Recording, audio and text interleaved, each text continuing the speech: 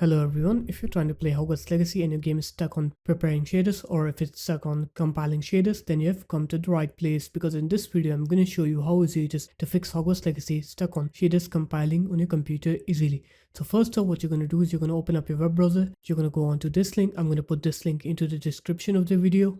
You're going to click download on here and you're going to download this engine.ini file. Don't worry, this is not harmful. Click on these three dots and then click keep. Now go to the location of the file. Click copy on the file, open up your start menu, right here run, go into AppData, go into local here, find the folder called Hogwarts Legacy. So just click on any folder, press H on your keyboard, Hogwarts Legacy here, go into saved, config, Windows no editor, and here you'll paste this engine file, click paste, and then click replace the file in the destination. Now what you're going to do is you're going to right click on game user settings.ini, you're going to click on edit in notepad, and then you're going to find this text last open equals to Phoenix. You're just going to write here test. You're just going to delete this Phoenix text and write test. Click on file then and click save.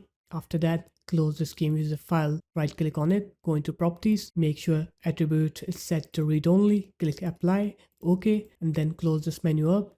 Now you can go ahead and try to play Hogwarts Legacy and you'll see that your game will work correctly and it will not be stuck on that preparing shaders or compiling shaders anymore. So there it is guys, that's how easy it was. If you guys found this video helpful, make sure to leave a like, comment and subscribe to the channel, and I'll see you in my next video. Peace.